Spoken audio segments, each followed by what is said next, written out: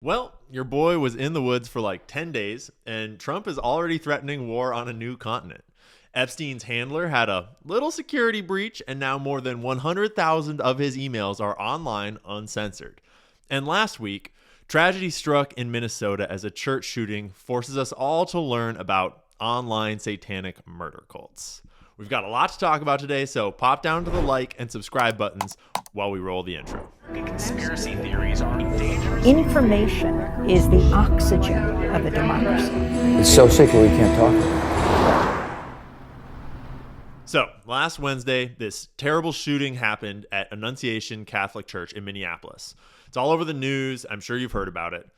And there's always a ton of misinformation, bad reporting, people jumping to conclusions, and conspiracy theories flying around directly in the wake of something like this. So now that the dust has settled a little bit, we have a bit of clarity on what actually happened.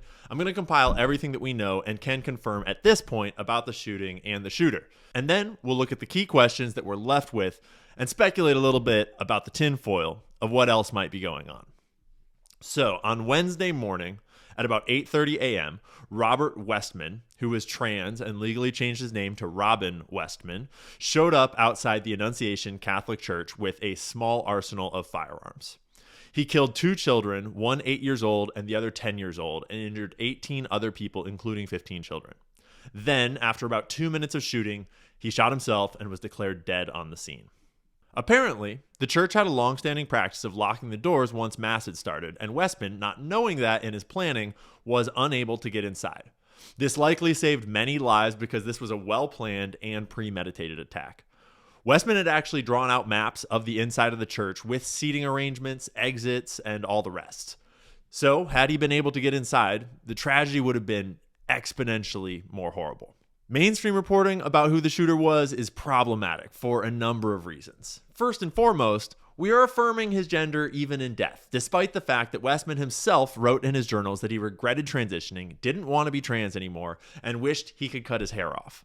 Most importantly, this is clearly a male pattern psychotic behavior. You ever notice that just about all the trans shooters are men that transitioned to being women, not the other way around? Obviously generalizing, but that is because men tend to use physical violence where women would more likely use political or social leverage or manipulation to achieve a goal. Using female pronouns for a clearly male shooter doing a distinctly male crime is just confusing, and it's not helping. But the more subversive and less obvious slant in the mainstream reporting of the incident is about hate. Fox News reports on the hateful messages scrawled all over Westman's guns, posted in a now deleted YouTube video, which I will show you how to find in a moment.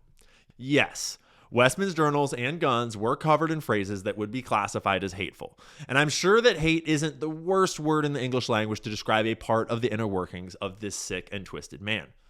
But it really doesn't get at the heart of the issue here. And it doesn't get at what I suspect caused this to go from a lost, depressed kid to a violent mass shooter.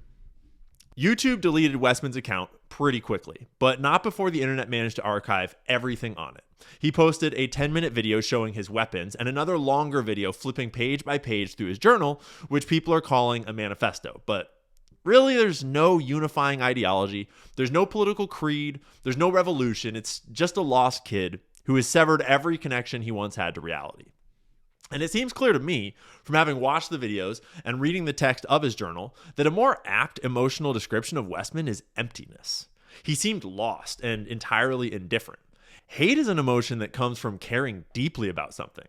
And Westman gives the distinct impression that what is so wrong in his life is his lack of caring about anything. His lack of meaning and belonging and purpose. I mean, first and foremost, his goodbye letter to his family, which he appears to have laminated with clear tape or something like that to make it more durable and ensure its longevity, it is filled with apparent love and care for his family. It's very, very backwards. And if taken at face value, it depicts a person filled with remorse and regret and understanding of how horrible this is about to be for all of his friends and loved ones. He literally wrote, quote, "I have such an amazing family, and it hurts me to throw this wrench into the works of you good people. I feel hope when with you. I cherish our time together. I appreciate all that you have taught me, and I felt inspired to be like you when I grew up. I hope you are able to move on and continue your lives without being forever followed, forever haunted by my actions. Forget me and all that I am. Hold on to yourselves and your loved ones. I love you all." which is so fucking backwards. We're not even going to get into that. But you can hate this dude all you want. You are perfectly justified in thinking that he is a sick, evil, deranged person who deserves no compassion or understanding for what he did. And I pretty much agree. But this letter is not filled with hate. It is filled with love and a deep aching and longing and regret. It's filled with what I would almost describe as a deeply 21st century type of pain. And I think if we break it down a little bit, it's actually a pain that we can all relate to, at least in some way. And in doing so, hopefully we can understand what caused this a little bit better and have a more productive conversation about what to do about it. Because we are a species that evolved or were created to live in small, largely homogenous tribes where we had constant, very close contact with our family members and extended community. We are meant to live in nature, in the sunshine and the wind and the wild. We're meant to eat animals and plants, not genetically modified frankenfood filled with poison. We're meant to be bound to one another by deep tribal, spiritual, or religious beliefs and share deep familial bonds with our village or small community. And that's not just some idea of how history was in the past. That human nature is encoded deeply into our biology, specifically into our hormonal systems, our endocrine system. Our endocrine system is what creates our hormones. Hormones are defined as chemicals that flow through our blood to large areas or usually our entire body, thus affecting a wide range of functions instead of being localized to a single synapse between two neurons like a neurotransmitter would be. Hormones are what determine our entire emotional reality. They determine our sense of well-being, our happiness, our feelings of belonging. Conversely, they are what make us feel lost or alone or unhappy, angry, depressed, betrayed.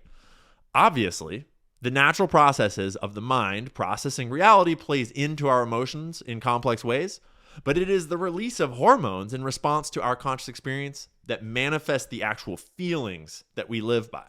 So when you have a whole generation of kids being born into a world that is deeply out of touch with how humans were meant to live, when the food and the clothes and the plastics and just about everything you touch or consume contains chemicals that disrupt your endocrine system or poison you in other ways, babies and toddlers are already living in a hormonally unbalanced reality right from the start. Then they go to school and enter into the world where they experience more disconnection, more isolation. Kids come from broken homes or abusive parents or narcissistic family members or any other string of traumatic events that further scars their souls. Then you often go to a therapist or psychologist and are prescribed this pharmaceutical or that pharmaceutical to correct the imbalances that are building up, often with a potentially catastrophic list of potential side effects. So you go on SSRIs or amphetamine or whatever it is, further masking the root of the problem while introducing new chemical side effects and dependencies and interactions. And then you introduce trans ideology, a cult, or almost a religion really, specifically designed to validate any feeling, no matter how abnormal or disordered, and to soothe the discontent that is supposed to be a sign that something needs to change. Instead, you're told that you're just fine how you are and the world needs to change for you. Your body needs to change, your pronouns need to change, anything except examining what was wrong in the first place and figuring out how to be happy with yourself the way you are. Most liberals actually don't realize how extreme trans ideology is. They see Republicans speaking out about trans anything, and they label it as hateful and tune out. But myself, being a person that was raised on the left, in a leftist town, in a leftist culture, I know for a fact that most liberals and Democrats, especially those over the age of 40, have no idea of the extremism that is rolled up into trans ideology at large. Part of the accepted mainstream trans movement involves normalizing pedophilia, renaming it as minor attracted persons or MAPS, and it is no longer a disorder or a crime, but instead it's a sexual orientation to them. And if you hate pedophiles, you're a bigot. That is legitimately something that the trans community advocates for, and those who don't openly advocate for it tend to strategically ignore the cancer that this represents in their own camp. Just the fundamental concept that a child chopping off their genitals in order to affirm the ideology that they may have adopted like 1 month ago because of what people online said is completely absurd.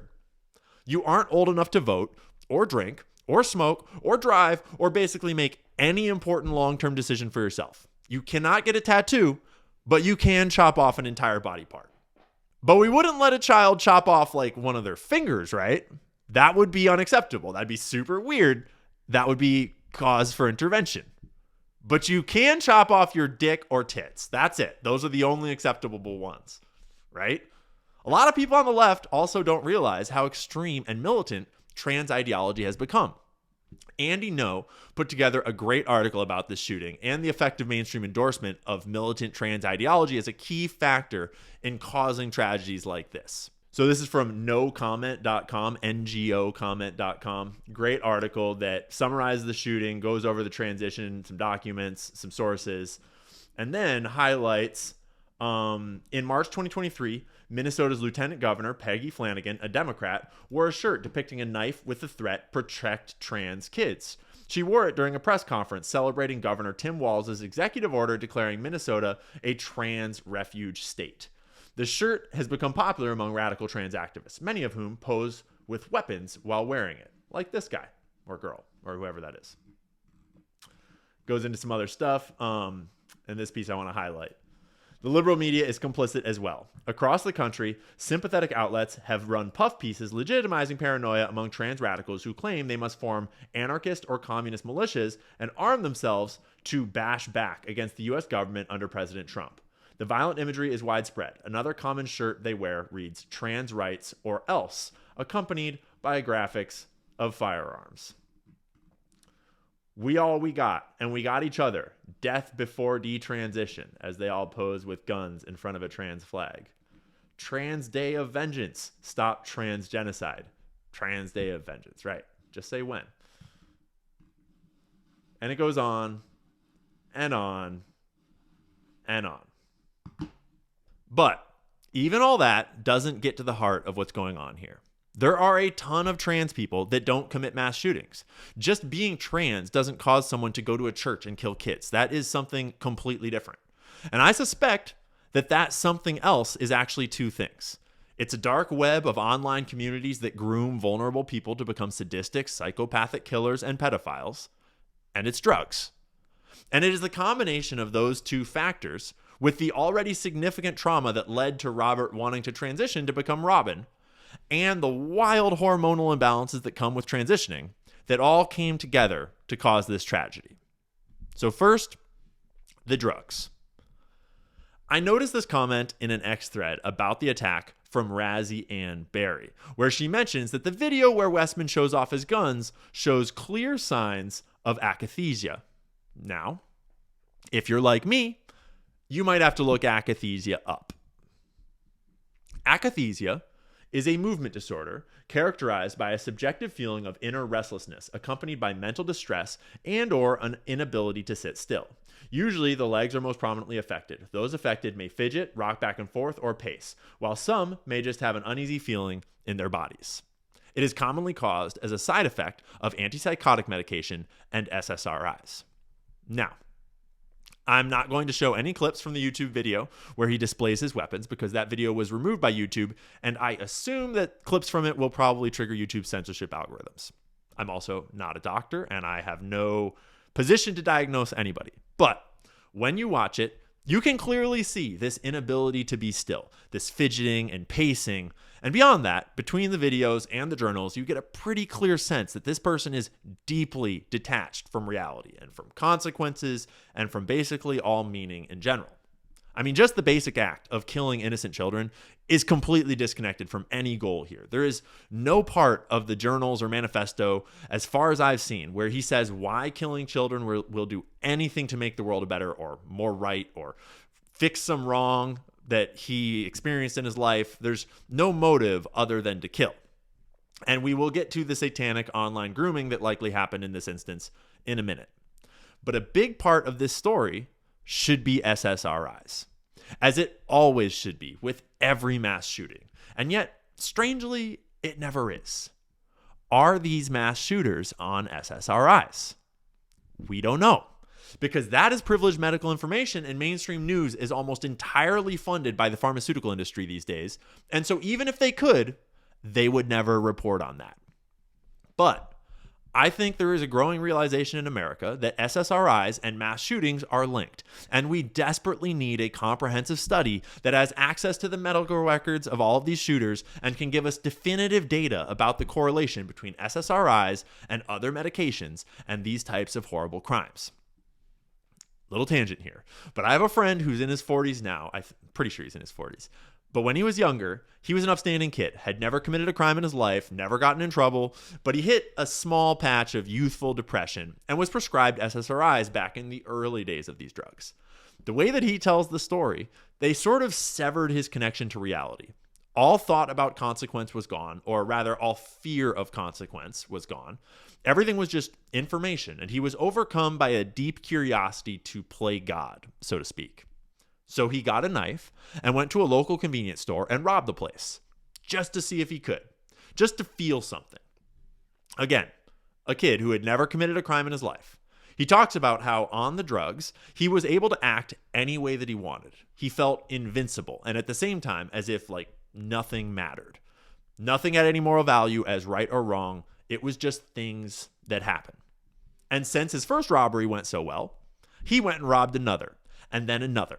And this kicked off a spree of robberies. I think it was a few dozen by the end. He never wanted to or did hurt anybody. He knew that just drawing the knife would sort of force the situation into a predictable path where he would walk away with whatever money was in the register. I forget exactly how the story escalated, but it ended up with a massive police chase, and there were helicopters and 20 troopers or something.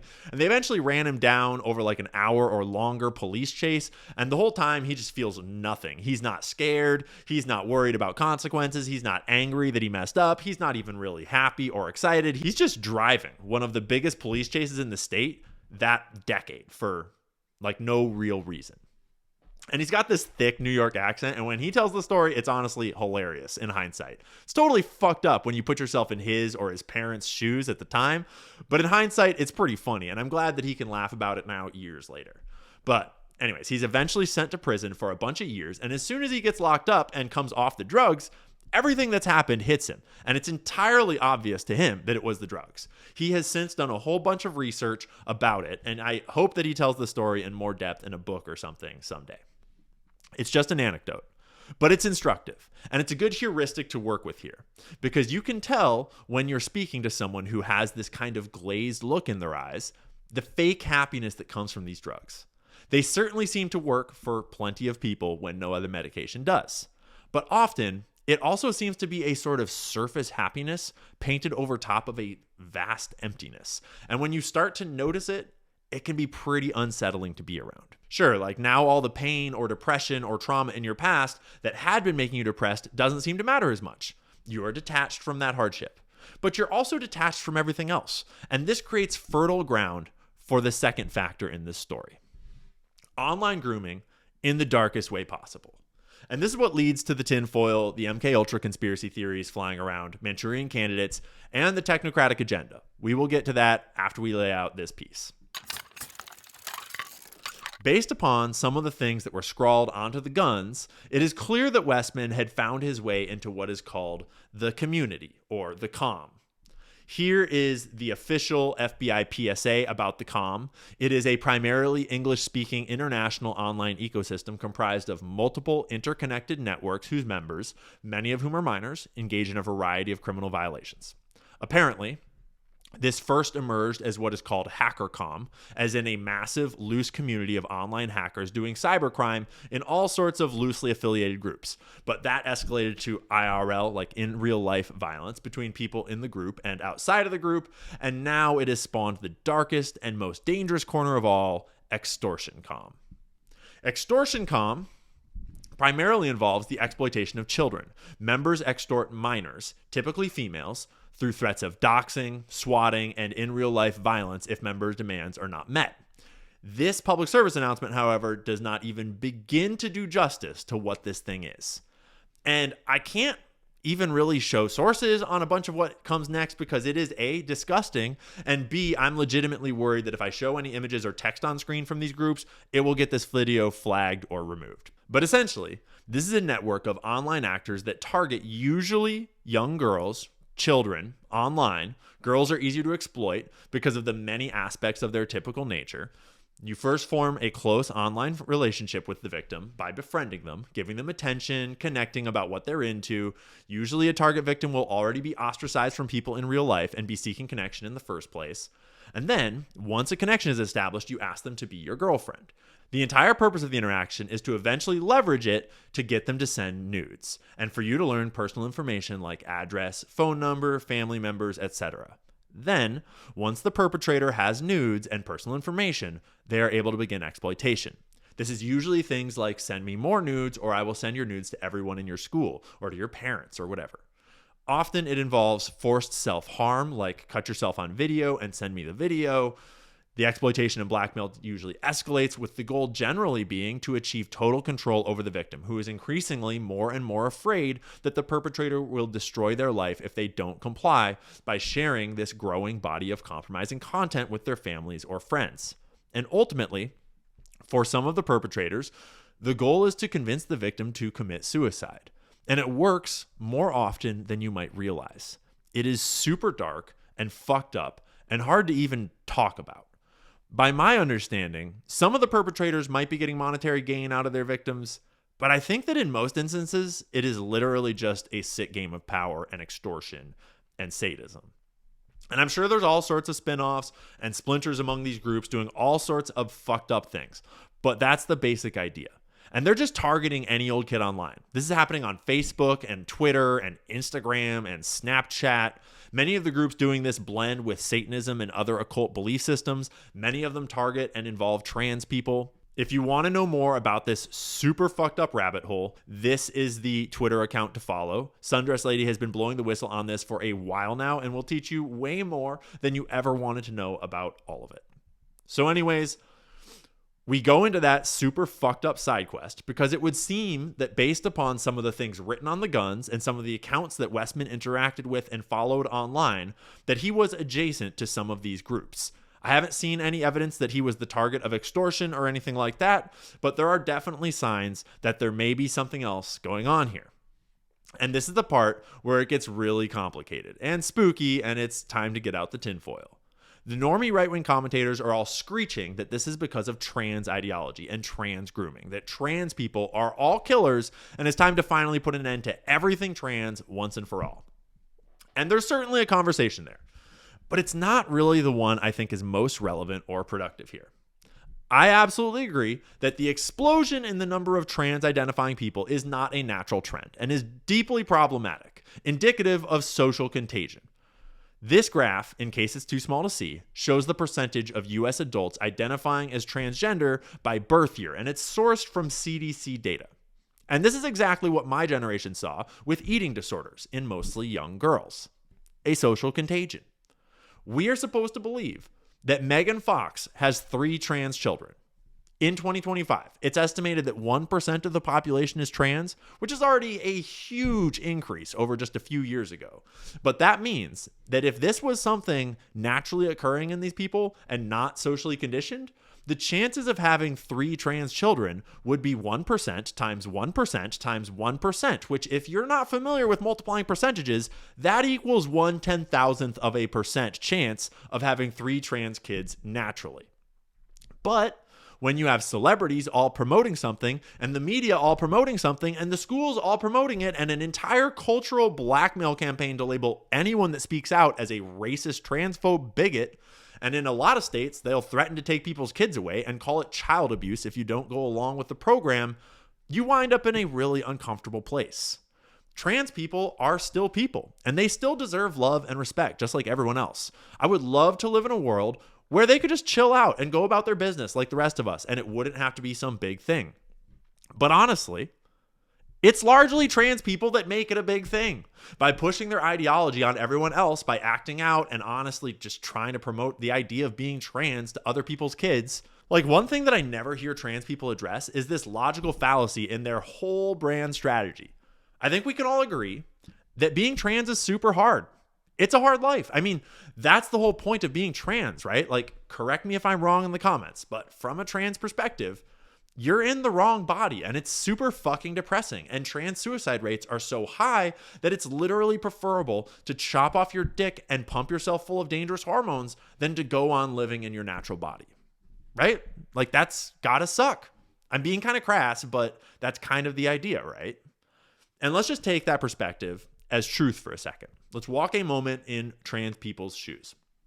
Think about how lost and alone and horrible you would have to feel to decide that amputating your sex organs is a better option than going on living like you are.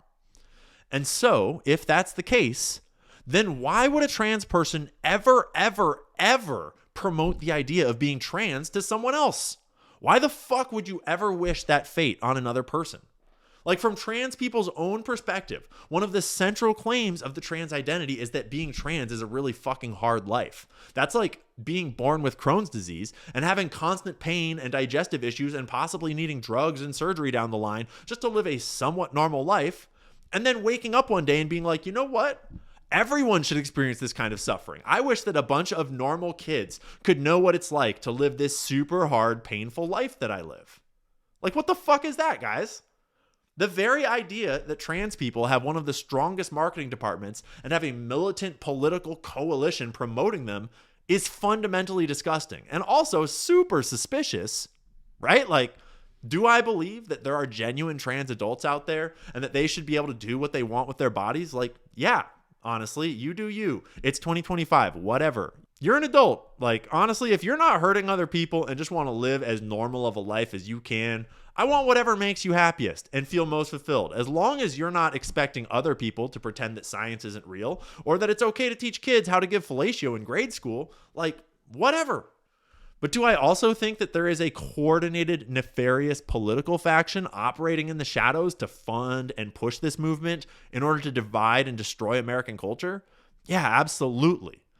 And that might be as banal as Russian or Chinese or Iranian groups backing a movement that obviously weakens the American empire, which is their enemy.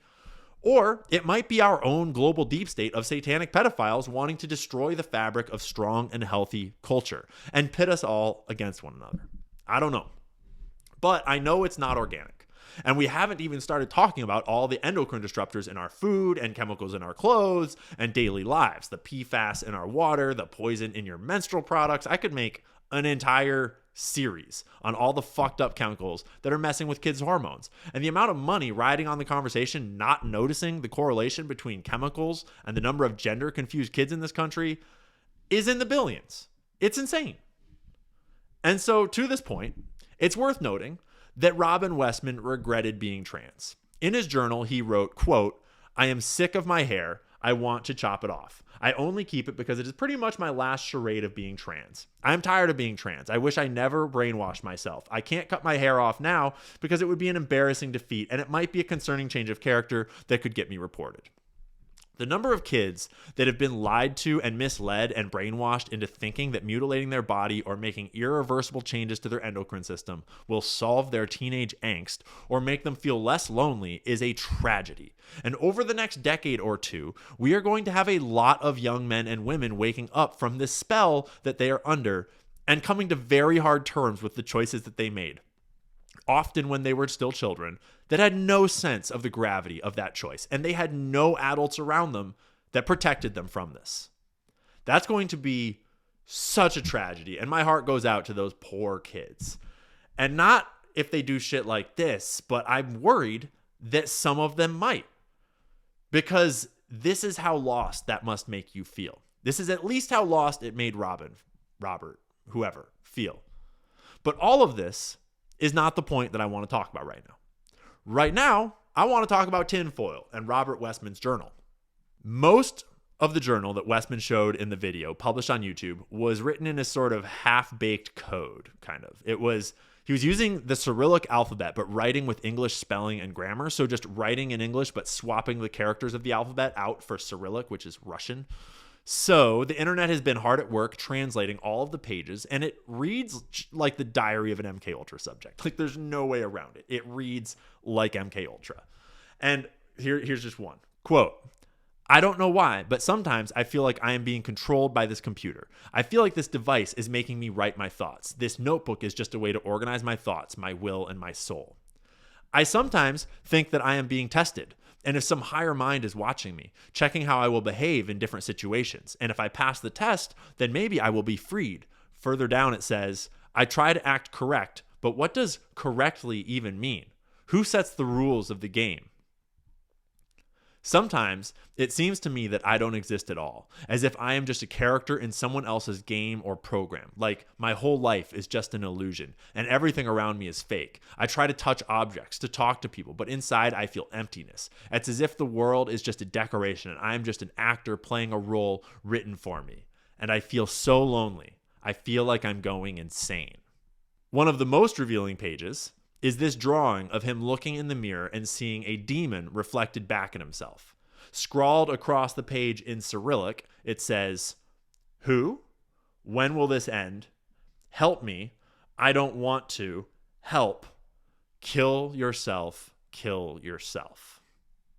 So, the themes are all over this case.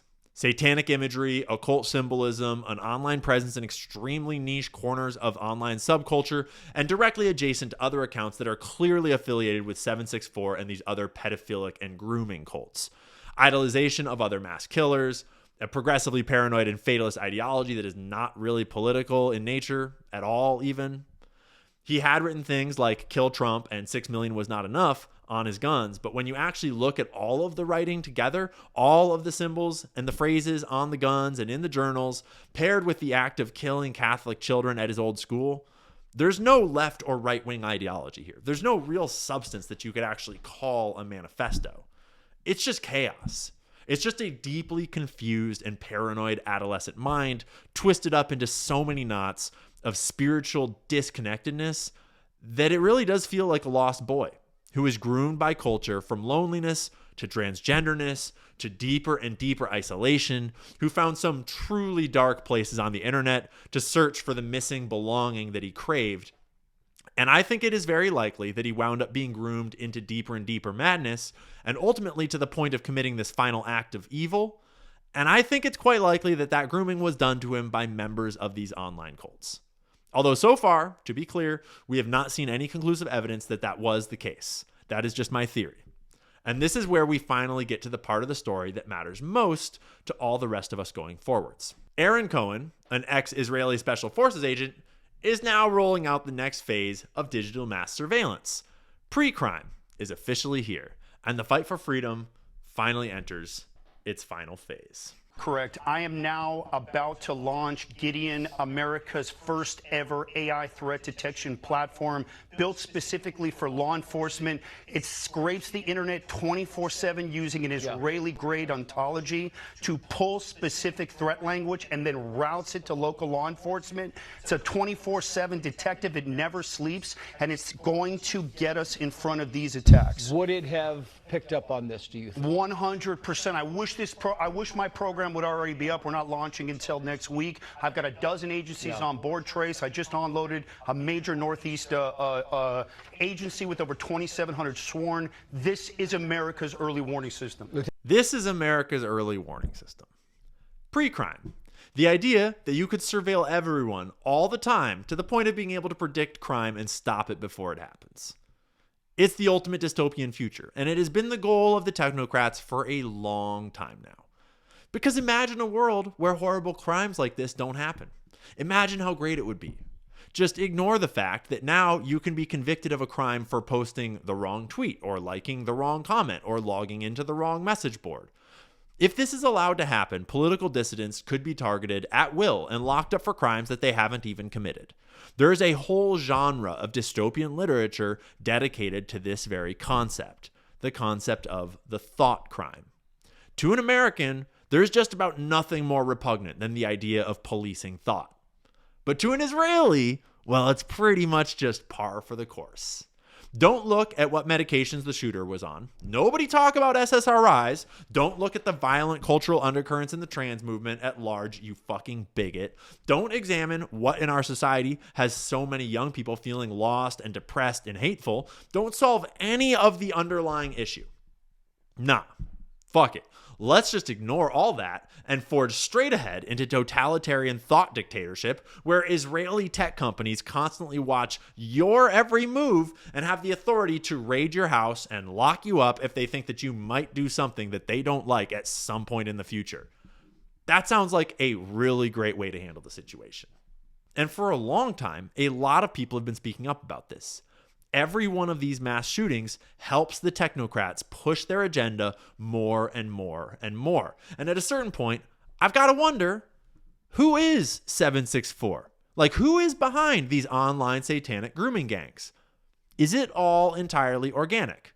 Is it really just random sickos and perverts that love the devil and want to sow chaos in the world?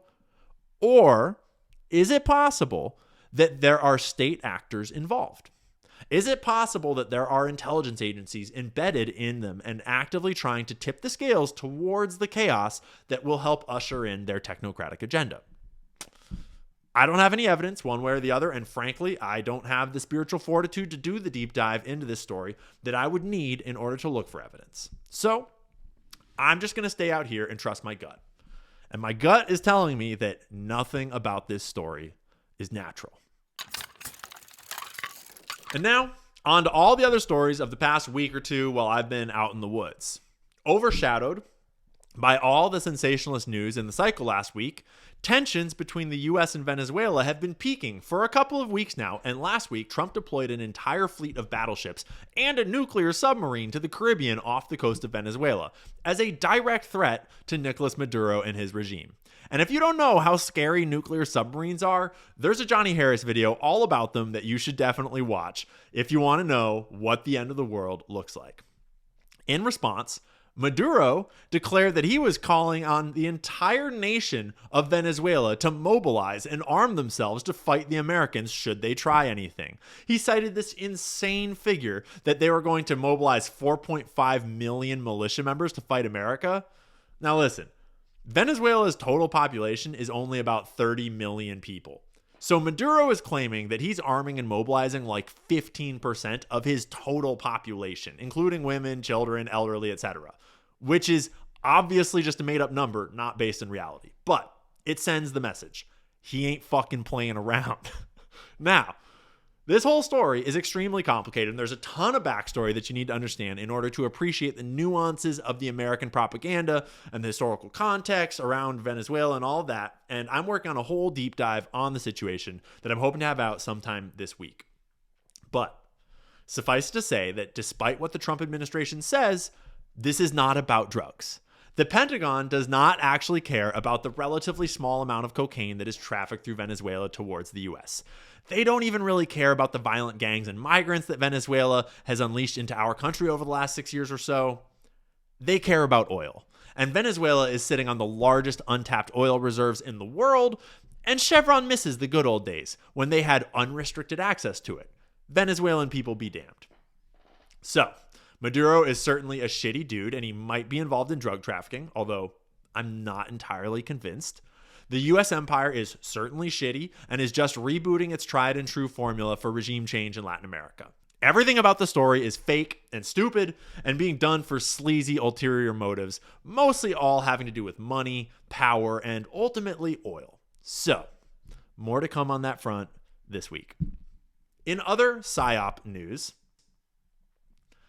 Ghislaine Maxwell was hired to do PR for the Trump administration last month when she sat down for an interview with Trump's former personal attorney and now Deputy Attorney General, Todd Blanche. The piece was so obviously just deal-making that Ghislaine would give glowing testimony about Trump to help clean up the massive shit tornado that has been his handling of the Epstein files, and in exchange, Trump moved her to a cushy new minimum security prison where she'll be more comfortable.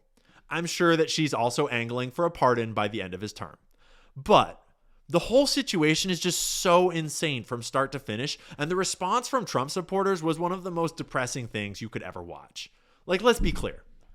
We discovered the world's most prolific child sex trafficking and blackmail ring. We took down the two apparent leaders of the network. One allegedly died mysteriously in prison while all the cameras were off and the guards were napping. And the other stood trial and was convicted in a court of law. In Ghislaine's trial, they chose to put the 4 best witnesses on the stand out of a pool of more than 100 accusers. She was convicted by a jury because of the mountains of evidence that proves her involvement. Not just victim testimony, documentation, photos, videos, financials. We know that Maxwell was recruiting these incredibly young girls herself, in person. We know where she was recruiting them from. We know how much she was paying them. We know the tactics that she was using, what she was saying. We know how they were covering it up. We know where the money was being banked. We know who the co-conspirators were, despite them all still walking free. And we have over 100 corroborating witnesses, basically all telling versions of the same story. Ghislaine Maxwell was also charged with 2 counts of perjury that never actually went to trial because the DOJ agreed to settle those counts in order to secure the more important trafficking conviction. The perjury charges didn't go away because they weren't true. They never went to trial at all because they wanted to get things over with and put a bow on it. And then, when Trump is in hot water over Epstein, he sends his good buddy Todd Blanche to record a puff piece where Maxwell tells all the same lies she told on the stand that are demonstrably false, and now you're supposed to believe her. Like, just stop and think about this for 1 second. Imagine that you lock up a murderer after an extensive trial with heaps of evidence, and he's convicted on all that evidence, even though he says that he didn't do anything wrong, right?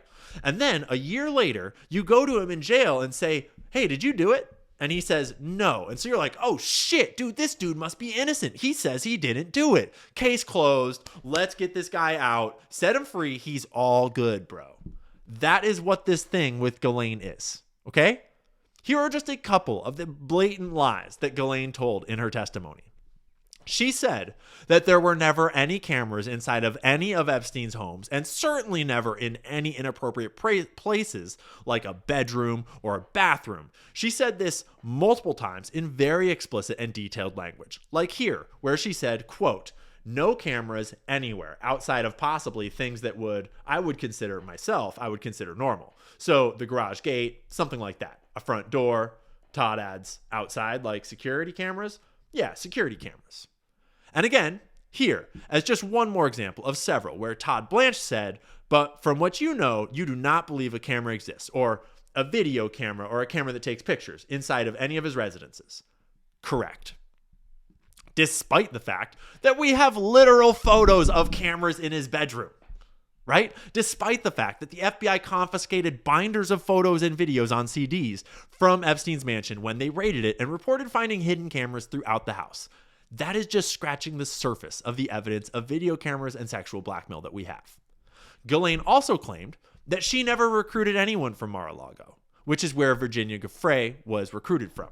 Okay, except that Trump himself has corroborated that Virginia was recruited from Mar-a-Lago. And I can't help but notice that Mr. Blanche didn't even ask Ghislaine about one of the most significant pieces of evidence in the whole story, probably in the whole world. This photo of her with Prince Andrew and Virginia Giuffre taken in Ghislaine's own apartment in London. So, if Ghislaine didn't recruit and traffic children, then why is this 17-year-old girl from Palm Beach standing in Ghislaine's apartment halfway around the world with Prince Andrew's arm around her waist? That's kind of weird.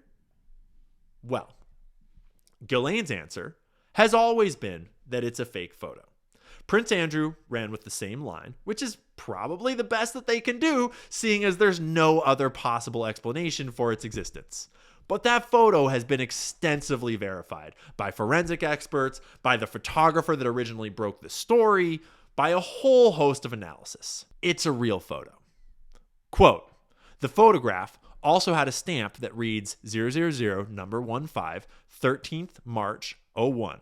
Walgreens 1 hour photo, which insinuates the picture was developed in a 1 hour service on 13th of March 2001 at a branch of Walgreens." Quote, "A Florida-based photographic expert and court witness, Joel Van Hemel, also said he had no doubt the photo was genuine when shown the back of the photo. It was definitely produced in a Walgreens for sure, probably using a Noritsu or Fuji machine." Prince Andrew paid an undisclosed number of millions of dollars to Virginia Giuffre to avoid facing her in open court, and Ghislaine Maxwell herself paid Virginia her own undisclosed number of millions to settle a defamation suit that Virginia brought against her. But yeah, you're supposed to believe a single word out of this lying demon's mouth. And it's not even about Trump. This is not about Trump. I'm not claiming that this proves anything about the guy. This is way bigger than Trump. And if half the country can pretend like, oh, maybe Ghislaine's a good guy, maybe she's just telling the truth and wasn't even really doing all that much at all, and just because like you want Trump to be some paragon of angelic perfection is psychotic, okay? It's retarded. Stop it. You're making your team look so fucking stupid. It's hard to look at. Epstein didn't kill himself. He didn't bank himself. He didn't employ himself. They are all in on it. They're all covering it up. They all deserve to face trial for their part in this crime against humanity and against America. And if Trump is just scared that there might be a little bit of backlash on him because of like implications from the thing, it's like, if Trump didn't do anything wrong, then fucking let it out. And we will forgive you for being friends with him back in the day, bro. But like, whatever's going on now doesn't look like that. All these motherfuckers deserve to be tried, imprisoned, and maybe more. Okay? End of story. Except that that's not the end of the story. Because last week, we got renewed attention on a set of leaked emails that actually hit the internet a couple of months ago, but they took some time to circulate and be verified and dug open. Over 100,000 emails to and from Ehud Barak are on the internet and available for download. And I spent the last couple of days completely sidetracked by trying to find some way to get AI to help me organize and scrape through all of them to get a sense for what they actually contain. And I'm still just at the beginning of my analysis, but from what I've seen already, some very clear trends emerge. First off, the email trove only spans from October 10th, 2014 to September 9th, 2015. So that's an 11-month time period. And at least the data set that I have is specifically from that time period. I believe that some of the reporting coming out about Peter Thiel's part in the emails is being done by people with access to other caches of emails, because he's actually not in the main set that's going around. So I plan to dig more into why that's happening later this week. But in just this 11-month range, there are over 83 emails in the file between Jeffrey Epstein and Ehud Barak. Many of them are short, basically, you up, boo.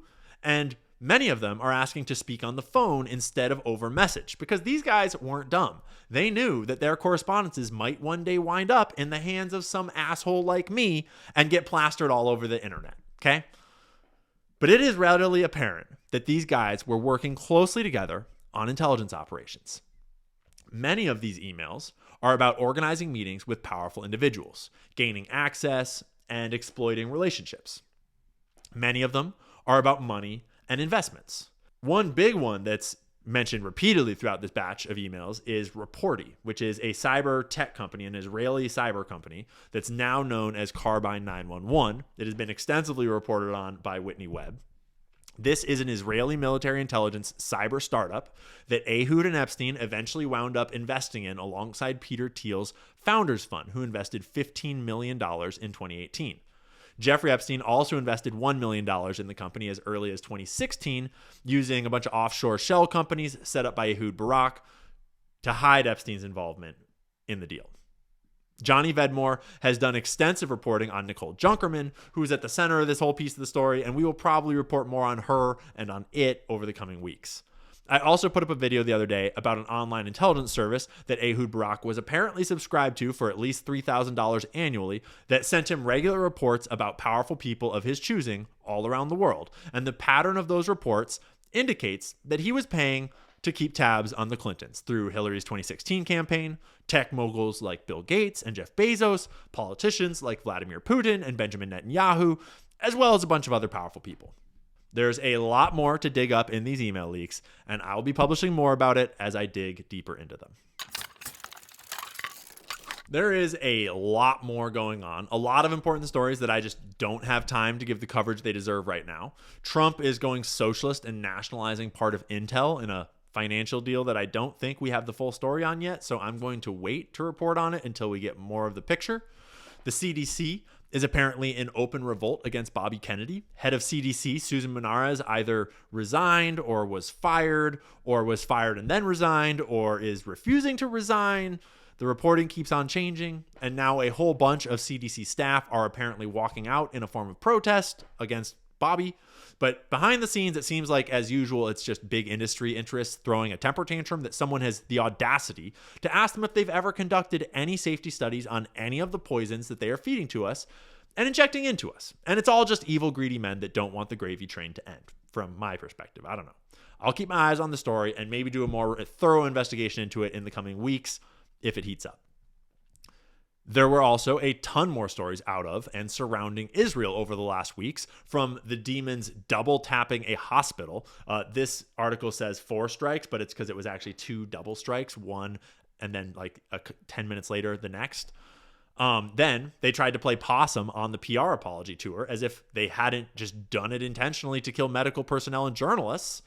Israel's own statistics now show the civilian casualty rate at 83% of all deaths in Gaza, which is so fucking insane. I don't even know where to start.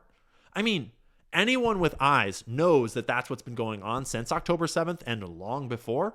And I would imagine that the number is actually low. And in the meantime, we've got Ron DeSantis launching a special Israel license plate in Florida. Beverly Hills actually voted to put up Israeli flags in all public school classrooms during the month of May to celebrate Jewish American Heritage Month. And the internet was so outraged that now they appear to be backpedaling. W internet. Fucking public schools. Come on, like, you're damn straight. I'm so sick of every week having just story after story of Israeli war crimes and my country fucking its citizens dry for the betterment of a genocidal ethno-state that hates America. So, all I'll say about Israel today is this. If you believe that the Jews and Israel are God's chosen people, please explain to me how that is any different than the ethno-nationalist ideology of Nazi Germany. You have a race of people that say that they are the chosen race and all other races are inferior and they are committing heinous war crimes because of that ethno-nationalist belief. Right? If the Jews are God's chosen people, what do you think that makes the rest of us? Think about it. That would be enough to collapse the current paradigm and change the whole planet. Anyways, that's our show for today. Thank you for tuning in and staying to the end. If you enjoyed it, please hit the like button, the subscribe button, and hit the notification bell so you don't miss the documentary that's dropping on my channel this week. Sorry that I missed you guys over the last 2 weeks. I was out in the woods, rolling around in the dirt underneath a log cabin, doing repairs and getting some much needed family time. But I'm out of the woods. I'm in the DC area for the next month, and I've got some wicked things cooking. So expect to see a lot more from me from here on out, and keep your eyes peeled for some cool collaborations and documentaries coming out here soon. That's it for today. Remember to drink your water, do something kind for someone else, and tell someone that you love them. And we'll see you next time. Conspiracy theories are dangerous. Information is the oxygen of a democracy. With Republicans, with progressives, with libertarians, because this is not about right and left, this is about right and wrong. It's so sick that we can't talk about it. Our security is at stake.